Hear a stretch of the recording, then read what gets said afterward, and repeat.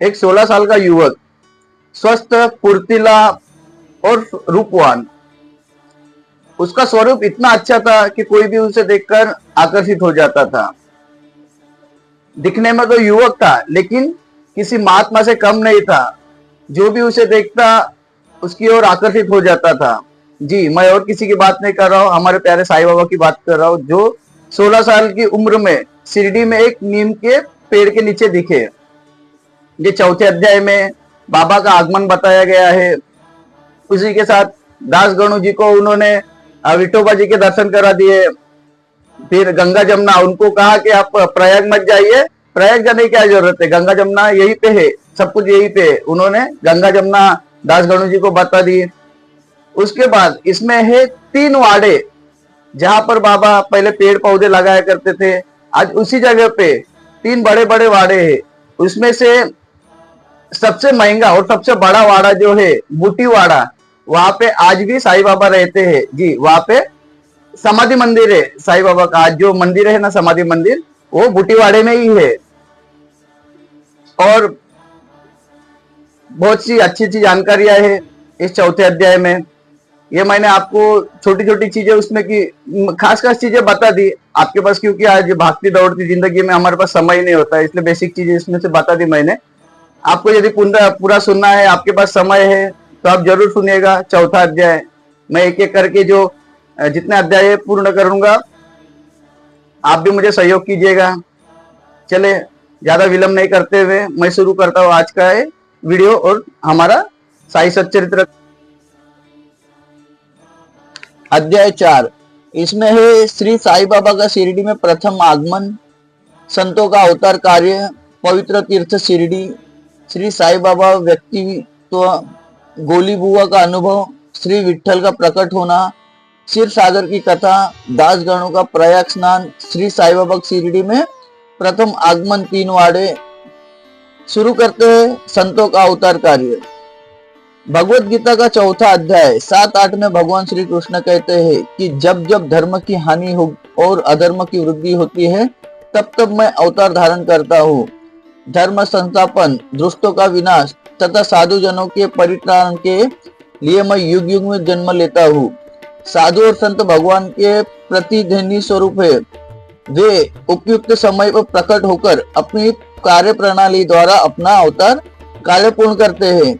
अर्थात जब ब्राह्मण, क्षत्रिय और वैश्य अपने कर्तव्यों में विमुख हो जाते हैं, जब शूद्र उच्च जातियों के अधिकार छीनने लगते हैं, जब धर्म के आचार्यों का अनादर तथा निंदा होने लगती है, जब लोग निषिद्ध भोज्य पदार्थों को और मदिरा आदि का सेवन करने लगते हैं, जब धर्म के आड़ में निंदित कार्य होने लगते हैं, जब भिन्न भिन्न धर्मावलंबी परस्पर लड़ने लगते हैं, जब ब्राह्मण आदि कर्म छोड़ देते हैं, कर्मठ पुरुषों को धार्मिक कृत्यों में अरुचि उत्पन्न हो जाती है, जब योगी ध्यानाधीन कर्म करना छोड़ देते हैं, और जब जन साधारण की ऐसी धारणा हो जाती है कि केवल धन, संतान और स्त्री ही सर्वस्व है, तथा इस प्रकार जब लोग सत्य मार्ग से विचलित होकर पतन की ओर अग्रसर होने लगते हैं, तब संत प्रकट होकर अपने उपदेशों एवं आचरण के द्वारा धर्म की संस्थापना करते हैं। वे समुद्र के ज्योति स्तंभ की तरह हमारा उचित मार्गदर्शन करते हैं तथा सत्य पथ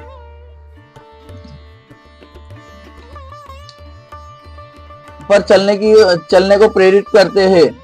इसी मार्ग पर अनेक संत, निवृत्तिनाथ, ज्ञानदेव, मुक्ताबाई, नामदेव, गोरा गोणाई, एकनाथ, तुकाराम, नरहरि, नरसिंह भाई, सजन कसाई, सावंता माली और रामदास तथा कई अन्य संत सत्य मार्ग का दिग्दर्शन कराने हेतु भिन्न भिन्न अवसरों पर प्रकट हुए, और इन सब के पश्चात शिरडी में श्री साईं बाबा का अवतार हुआ।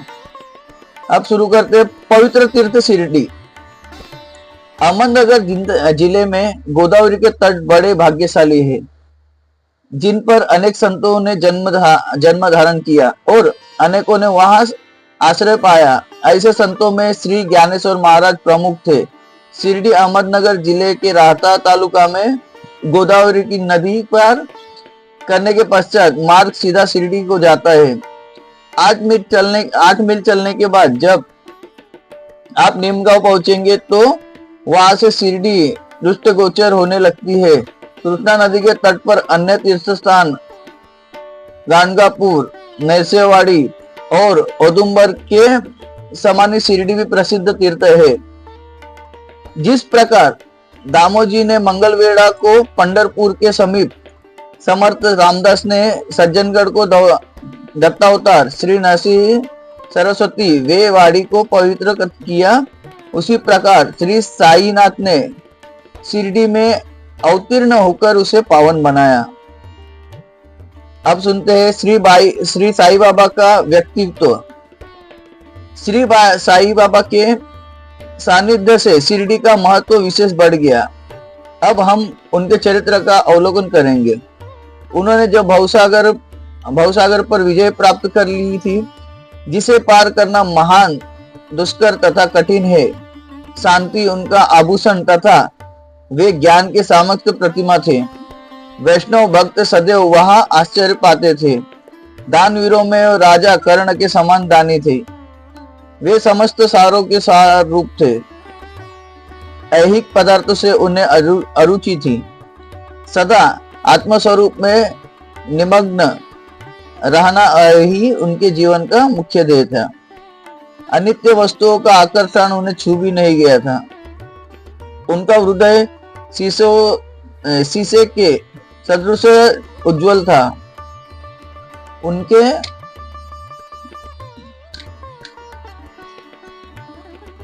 श्रीमुख से सदैव अमृत वर्षा होती थी। अमीर गरीब उनके लिए दोनों एक समान थे। मान अपमान की चित्त मात्र भी चिंता नहीं थी। वे निर्भय होकर संभाषण करते, भांति भांति के लोग से मिलजुल कर रहते। नर्तकियों का अनुभव तथा नृत्य देखने और गजल कव्वालियां भी सुनते थे। इनका इतना सब करते हुए भी उनकी समाधि की चित्त मात्र भी भंग न होती थी। अल्लाह का नाम सदा उनके होठों पर था। जब दुनिया जागती तो वे सोते और जब दुनिया सोती तो वे जागते थे। उनका अनंतकरण प्रशांत महासागर की तरह शांत था। न उनके आश्रम का कोई निश्चय कर सकता था और न उनकी कार्य प्रणाली का अंत पा सकता था। कहने के लिए तो वे एक स्थान पर निवास करते थे, परंतु विश्व के समस्त व्यवहारों का व व्यापारों का उन्हें भली भांति ज्ञान था। उनके दरबार का रंग ही निराला था। वे प्रतिदिन उनके किंवदंतियां कहते थे, परंतु उनकी अखंड शांति किंचित मात्र भी विचलित न होती थी। वे सदा मस्जिद की दीवार के सहारे बैठे रहते थे तथा प्रातः, मध्य और सायंकाल लेंडी और चावड़ी की और वायु सेवन करने जाते तो भी सदा आत्मस्थिति ही रहते थे। स्वतः सिद्ध होकर भी वे साधकों के समान आचरण करते थे। वे विनम्र, दयालु तथा अभिमान रहित थे। उन्होंने सबको सदा सुख पहुंचाया। ऐसे थे श्री साई बाबा, जिनके श्री चरणों का स्पर्श कर शिरडी पावन बन गई। उसका महत्व असाधारण हो गया। जिस प्रकार ज्ञानेश्वर ने आलंदी और एकनाथ ने पैठन का उद्धार किया, वही गति श्री साई बाबा द्वारा शिरडी को प्राप्त हुई। शिरडी के फूल, पत्ते, कंकड़ और पत्थर भी धन्य है, जिन्हें श्री साई बाबा चरणाम्बुजों का चुंबन करते तथा उनकी चरण रज मस्तक पर धारण करने का सौभाग्य प्राप्त हुआ। भक्तगण को शिरडी एक दूसरा पंढरपुर, जगन्नाथपुरी द्वारा बनारस, काशी, महाकालेश्वर तथा गोकर्ण, महाबलेश्वर बन गई। श्री साई का दर्शन करना ही भक्तों का वेद मंत्र था, जिसके परिणाम स्वरूप आसक्ति घटती और आत्मदर्शन का पथ सुगम होता था। उनका श्री दर्शन योग साधन था और उनके वार्तालाप करने से समस्त पाप नष्ट हो जाते थे। उनका पाद सेवन करना ही त्रिवेणी प्रयाग स्नान के समान था तथा चरणामृत पान करने से मात्र ही समस्त इच्छाओं की तृप्ति होती थी। उनकी आज्ञा हमारे लिए वेद सदुष्ट थी। प्रसाद तथा उदी ग्रहण करने से चित्त की शुद्धि होती थी। वे ही हमारे राम और कृष्ण थे जिन्होंने हमें मुक्ति प्रदान की। वे सदा आत्मस्थित चैतन्य धन तथा आनंद की मंगल मूर्ति थे। कहने को तो शिरडी उनका मुख्य केंद्र था, परंतु उनका कार्य क्षेत्र पंजाब, कलकत्ता, उत्तरी भारत, गुजरात, ढाका और कोकण तक विस्तृत था। श्री साईं बाबा की कीर्ति दिन प्रतिदिन चहु और फैलने लगी और जगह जगह से दर्शनार्थ आकर उनके भक्त लाभ उठाने लगे। केवल दर्शन से ही मनुष्य, चाहे वे शुद्ध अथवा अशुद्ध हृदय के हो, ये चित्त को परम शांति मिल जाती थी। उन्हीं के आनंद का अनुभव होता था जैसा कि पंढरपुर में श्री विठल के दर्शन से होती है। यह कोई अतिशयोक्ति नहीं है। देखिए, एक भक्त ने यही अनुभव पाया है। अब पढ़ते गौली बुआ। लगभग 95 वर्ष के वयोवृद्ध भक्त जिनका नाम गौली बुआ था, पंडरी के एक वारकरी थे। वे 8 मास पंढरपुर तथा 4 मास आषाढ़ कीर्तन करते तथा गंगा तट पर निवास करते थे। सामान ढोने के लिए वे एक गधे को अपने पास रखते और एक शिष्य भी सदैव उनके साथ रहता था। वे प्रतिवर्ष वारी लेकर पंढरपुर जाते और लौटते समय श्री साईं बाबा के दर्शनार्थ शिरडी आते थे। बाबा पर उनका अगाध प्रेम था। वे बाबा की ओर एकटक निहारते और कह उठते थे कि ये तो श्री पंढरीनाथ श्री विठल के अवतार है, जो अनाथ नाथ, दीन दयालु और दीनों के नाथ है। गोली बुआ श्री विठोबा के परम भक्त थे। उन्होंने अनेक बार पंढरी की यात्रा की तथा प्रत्यक्ष अनुभव किया कि श्री साईं बाबा सचमुच में ही पंढरीनाथ है। अब सुनते हैं विठल स्वयं प्रकट हुए। श्री साईं बाबा की ईश्वर चिंतन और भजन में विशेष अभिरुचि थी। वे सदैव अल्लाह मालिक पुकारते तथा भक्तों से कीर्तन सप्ताह करवाते थे। इसे नाम सप्ताह भी कहते हैं। एक बार उन्होंने दासगणों को कीर्तन सप्ताह करने की आज्ञा दी। दासगणों ने बाबा से कहा कि आपकी आज्ञा मुझे सिरोधार्थ है, परंतु इस बात का आश्वासन मिलना चाहिए कि सप्ताह के अंत में विठल अवश्य प्रकट होंगे। परंतु साथ ही भक्तों में श्रद्धा व तीव्र उत्सुकता का होना भी अनिवार्य है। ठाकुरनाथ की डंकपुरी, विठल की पंडरी, रणछोड़ के द्वारा यही तो है। माफ कीजिएगा, रणछोड़ की द्वारका यही तो है, यानी कृष्णा जी की द्वारका यही है। किसी को दूर जाने की आवश्यकता नहीं है। क्या विठल कहीं बाहर से आएंगे? वे तो यही विराजमान है। जब भक्तों में प्रेम और भक्ति का स्रोत प्रवाहित होगा तो विठल स्वयं प्रकट हो जाएंगे। सप्ताह समाप्त होने के बाद विठल भगवान इस प्रकार प्रकट हुए। काका साहेब दीक्षित सदैव की भांति स्नान करने के पश्चात जब ध्यान करने को बैठे तो उन्हें विठल के दर्शन हुए। दोपहर के समय जब वे बाबा के दर्शनार्थ मस्जिद पहुंचे तो बाबा ने उनसे पूछा, क्यों विठल पाटिल आए थे ना?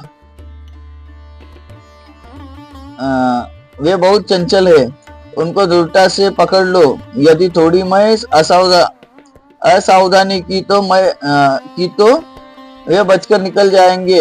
यह प्रातःकाल की घटना थी और दोपहर के समय उन्हें पुनः दर्शन हुए। उसी दिन एक चित्र बेचने वाला विठोबा के 25-30 चित्र लेकर वहां बेचने आया। यह चित्र ठीक वैसा ही था जैसा कि काका साहेब दीक्षित को ध्यान में दर्शन हुए थे। चित्र देखकर बाबा के शब्दों का स्मरण कर काका साहेब को बड़ा विस्मय और प्रसन्नता हुई। उन्होंने एक चित्र सहर्ष खरीद लिया और उसे अपने देवघर में प्रतिष्ठित कर दिया। थाना के अवकाश प्राप्त मामलतदार श्री बीवी देव ने अपनी अनुसंधान के द्वारा यह प्रमाणित कर दिया है कि शिरडी पंढरपुर की परिधि में आती है। दक्षिणा में पंढरपुर श्री कृष्ण का प्रसिद्ध स्थान है। अंत शिरडी ही द्वारका है। साई लीला पत्रिका भाग 12 अंक 1, 2 की 3 के अनुसार द्वारका की एक और व्याख्या सुनने में आई है, जो कि के नारायण अय्यर द्वारा लिखित भारतवर्ष की स्थायी इतिहास में स्कंदुर पुराण भाग 2 पृष्ठ 90 से उद्धृत की गई है। वह इस प्रकार है। चतुर्वर्णमपि वर्गणा यंत्र द्वाराणी सर्वत्र अतो द्वारति युक्त विदंस्व वादिभी, जो स्थान और वर्णों के लोगों को धर्म, अर्थ, काम और मोक्ष के लिए सुलभ हो दार्शनिक और द्वारका के नाम से पुकारते थे। शिरडी में बाबा की मस्जिद केवल चारों वर्णों के लिए ही नहीं, अपितु दलित, अस्पृश्य और बागोजी सिंधे को कोड़ी आदि सबके लिए खुली थी। शिरडी को द्वारका कहना ही सर्वथा उचित है। भगवंत राय क्षीर सागर की कथा। श्री विठ्ठल पूजन में बाबा को कितनी रुचि थी, यह भगवंत राव क्षीर सागर की कथा से स्पष्ट होता है। भगवंत राव के पिता विठोबा के परम भक्त थे, जो प्रतिवर्ष पंढरपुर वारी लेकर जाते थे। उनके घर में विठोबा की एक मूर्ति थी, जिसकी वे नित्य पूजा करते थे। उनकी मृत्यु के पश्चात उनके पुत्र भगवंत राव ने वारी पूजन, श्राद्ध इत्यादि समस्त कर्म करना छोड़ दिया। जब भगवंत राव शिरडी आए तो बाबा उन्हें देखते ही रहे, कहने लगे कि इनके पिता मेरे परम मित्र थे, इसी कारण मैंने इन्हें यहाँ बुलाया है। इन्होंने कभी नैवेद्य अर्पण नहीं किया तथा मुझे और विठोबा को भूखा मारा है, इसलिए मैंने इन्हें यहाँ आने की प्रेरित किया है। जब मैं इन्हें हठपूर्वक पूजा में लगा दूंगा। दासगणों का प्रयाग स्नान। अब सुनते हैं। गंगा और यमुना नदी के संगम पर प्रयाग से प्रसिद्ध पवित्र तीर्थ स्थान है। हिंदुओं की ऐसी भावना है कि वहां स्नानादि करने से समस्त पाप नष्ट हो जाते हैं। इसी कारण प्रत्येक पर्व पर सहस्त्रों भक्तगण वहां जाते हैं और स्नान का लाभ उठाते हैं। एक बार दासगणों ने भी वहां जाकर स्नान करने का निश्चय किया। इस प्रकार इस विचार से बाबा की आज्ञा लेने उनके पास गए। बाबा ने कहा कि इतनी दूर व्यर्थ भटकने की आवश्यकता क्या है, अपना प्रयाग तो यही है, मुझ पर विश्वास करो। आश्चर्य, महान आश्चर्य। जैसे ही दासगणों बाबा के चरणों में नत हुए तो बाबा के श्री चरणों से गंगा यमुना की धारा वेग से प्रवाहित होने लगी। यह चमत्कार देखकर दासगणों का प्रेम और भक्ति उमड़ पड़ी। आंखों से अश्रुओं की धारा बहने लगी। उन्हें कुछ अंतस्फूर्ति हुई और उनके मुख से श्री साईं बाबा की स्तुति स्वतः प्रवाहित होने लगी। अभी सुनेंगे श्री साईं बाबा का शिरडी में प्रथम आगमन। श्री साईं बाबा के माता पिता, उनके जन्म और जन्म स्थान का किसी को भी ज्ञान नहीं है। इस संबंध में बहुत छानबीन की गई। बाबा से तथा अन्य लोगों से भी इस विषय में पूछताछ की गई, परंतु कोई संतोषप्रद उत्तर अथवा सूत्र हाथ न लग सका। यथार्थ में हम लोग इस विषय में सर्वदा अनभिज्ञ है। नामदेव और कबीरदास जी का जन्म अन्य लोगों की भांति नहीं हुआ था। वे बाल रूप में प्रकृति की गोद में पाए गए थे। नामदेव भीमरती नदी के तीर पर गोनाई को और कबीर भगीरथ नदी की तीर पर तमल को पड़े मिले थे। और ऐसे ही श्री साईं बाबा के संबंध में भी था। वे शिरडी में नीम वृक्ष के तले 16 वर्ष की तरुणावस्था में स्वयं भक्तों के कल्याण पर प्रकट हुए थे। उस समय भी वे पूर्ण ब्रह्मज्ञानी प्रतीत होते थे। सपने में भी उनको किसी लौकिक पदार्थ की इच्छा नहीं थी। उन्होंने माया को ठुकरा दिया था और मुक्ति और उनके चरणों में लौटती थी। शिरडी ग्राम की एक वृद्ध स्त्री नाना चौबदार की मां ने उनका इस प्रकार वर्णन किया। एक तरुण स्वस्थ फुर्तीला तथा अति रूपवान बालक सर्वप्रथम नीम वृक्ष के नीचे समाधि में लीन दिखाई पड़ा। सर्दी व गर्मी की उन्हें की चिंता मात्र भी चिंता न थी। उन्हें इतनी अल्प आयु में इस प्रकार कठिन तपस्या करते देखकर लोगों को महान आश्चर्य हुआ। दिन में वे किसी से भेंट नहीं करते थे और रात्रि में निर्भय होकर एकांत में घूमते थे। लोग आश्चर्यचकित होकर वो पूछते फिरते थे कि इस युवक का कहां से आगमन हुआ है। उनकी बनावट तथा आकृति इतनी सुंदर थी कि एक बार देखने के मात्र से लोग आकर्षित हो जाते थे। वे सदा नीम वृक्ष के नीचे बैठते रहते थे और किसी के द्वार पर न जाते थे। यद्यपि वे देखने में युवक प्रतीत होते थे, परंतु उनका आचरण महात्माओं के सदस्य था। वे त्याग और वैराग्य की साक्षात प्रतिमा थे। एक बार एक आश्चर्यजनक घटना हुई। एक भक्त को भगवान खंडोबा का संचार हुआ। लोगों ने शंका निवारणार्थ उनके प्रश्न किया कि हे देव, कृपया बताए ये किस भाग्यशाली पिता की संतान है और उनका कहां से आगमन हुआ है। भगवान खंडोबा ने एक कुदाली मंगवाई और एक निश्चित स्थान पर खोदने को संकेत दिया। जब वह स्थान पूर्ण रूप से खोदा गया तो वहां एक पत्थर के नीचे ईंट पाई गई। पत्थर को हटाते ही एक द्वार दिखा जहां पर 4 दीप जल रहे थे। उन दरवाजों का मार्ग एक गुफा में जाता था जहाँ गौमुखी आकार इमारत, लकड़ी के तख्ते, मालाएं आदि दिखाई पड़ी। भगवान खंडोबा कहने लगे कि इस युवक ने इस स्थान पर 12 वर्ष तपस्या की है। तब लोग युवक से प्रश्न करने लगे, परंतु उसने यह कहकर बात टाल दी कि यह मेरे श्री गुरुदेव की पवित्र भूमि है, अतएव मेरा पूज्य स्थान है। तब लोगों ने इस दरवाजे को पूर्ववत बंद कर दिया। जिस प्रकार अश्वत्थ तथा औदुंबर वृक्ष पवित्र माने जाते हैं, उसी प्रकार बाबा ने भी इस नीम वृक्ष को इतना ही पवित्र माना और प्रेम किया। मालसापति तथा शिरडी के अन्य भक्त इस स्थान को बाबा के गुरु का समाधि स्थान मानकर सदैव नमन किया करते थे। अभी सुनते 3 वाड़े। नीम वृक्ष के आसपास की भूमि श्री हरि विनायक साठे ने मोल ले ली और उस स्थान पर एक विशाल भवन का निर्माण किया जिसका नाम साठेवाड़ा रखा गया। बाहर से आने वाले यात्रियों के लिए वह वाड़ा ही एकमात्र विश्राम था जहाँ सदैव भीड़ रहा करती थी।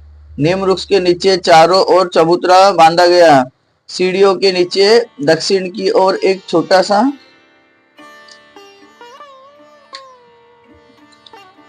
मंदिर है जहाँ भक्त लोग चबूतरे के ऊपर उत्तराभिमुख होकर बैठते हैं। ऐसा विश्वास किया जाता है कि जो भक्त गुरुवार तथा शुक्रवार की संध्या को वह धूप, अगरबत्ती आदि सुगंधित पदार्थ जलाते हैं, वे इस कृपा से सदैव सुखी होंगे।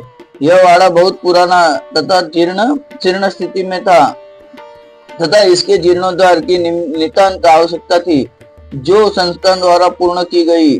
कुछ समय के पश्चात एक दूसरे वाड़े का निर्माण हुआ जिसका नाम दीक्षित वाड़ा रखा गया। काका साहेब दीक्षित कानूनी सलाहकार जब वो इंग्लैंड में थे तब वह उन्हें किसी दुर्घटना से पैर में चोट आ गई थी। उन्होंने अनेक उपचार किए परंतु पैर अच्छा न हो सका। नाना साहेब चांदोस्कर ने उन्हें बाबा की कृपा प्राप्त करने का परामर्श दिया, इसलिए उन्होंने सन 1909 में बाबा के दर्शन किए। उन्होंने बाबा से पैर के बदले अपने मन की पंगुता दूर करने की प्रार्थना की। बाबा के दर्शन से उन्हें इतना सुख प्राप्त हुआ कि उन्होंने स्थायी रूप से शिरडी में रहना स्वीकार कर लिया और इस कारण उन्होंने अपने तथा भक्तों के हेतु एक वाड़े का निर्माण कराया। इस भवन का शिलान्यास दिनांक 9/12/1910 को किया गया। उसी दिन अन्य दो विशेष घटनाएं घटित हुई। श्री दादा साहेब खापर्डे को घर वापस लौटने की अनुमति प्राप्त हो गई। दूसरा, चावड़ी में रात्रि को आरती आरंभ हो गई। कुछ समय में वाड़ा संपूर्ण रूप से बन गया और रामनवमी 1911 के शुभ अवसर पर उसका यथाविधि उद्घाटन कर दिया गया। इसके बाद एक और वाड़ा मानो एक शाही भवन नागपुर के प्रसिद्ध श्रीमंत बूटी ने बनवाया। इस भवन के निर्माण में बहुत धनराशि लगाई गई। उनकी समस्त निधि सार्थक हो गई, क्योंकि बाबा का शरीर अब वही विश्रांति पा रहा है और फिलहाल वह समाधि मंदिर के नाम से विख्यात है। इस मंदिर के स्थान पर पहले एक बगीचा था, जिसमें बाबा स्वयं पौधों को सींचते और उनकी देखभाल किया करते थे।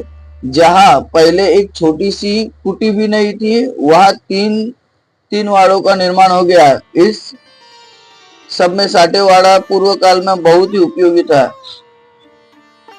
बगीचे की कथा वामन तात्या के सहायता से स्वयं बगीचे की देखभाल शिरडी से श्री साई बाबा की अस्थायी अनुस्तुपी तथा चांद पाटिल की भारत में पुनः शिरडी लौटना देवीदास, जानकीदास और गंगा गीत की संगीत मोहिदीन तंबोली के साथ कुश्ती, मस्जिद में निवास श्री डेंगले व अन्य भक्तों पर प्रेम तथा अन्य घटनाओं का अगले अध्याय में वर्णन किया गया है। श्री सद्गुरु साईनाथार पूर्ण नमस्त। शुभ भवतु। ओम साई राम। मिलेंगे अगले वीडियो में। यदि मुझसे बोलने में कुछ गलती हुई होगी तो मुझे क्षमा कीजिएगा। कुछ संस्कृत के श्लोक रहते हैं जो मुझे भी ठीक से बोलने के लिए हिचकिचाता हूँ मैं थोड़ा, और कहीं बोलने में पढ़ने में हिचकिचाहट होती रहेगी तो मुझे क्षमा कीजिएगा। आपका प्यार भी मेरे साथ रखिएगा। मिलेंगे अगले वीडियो में, तब तक के लिए ओम साई राम।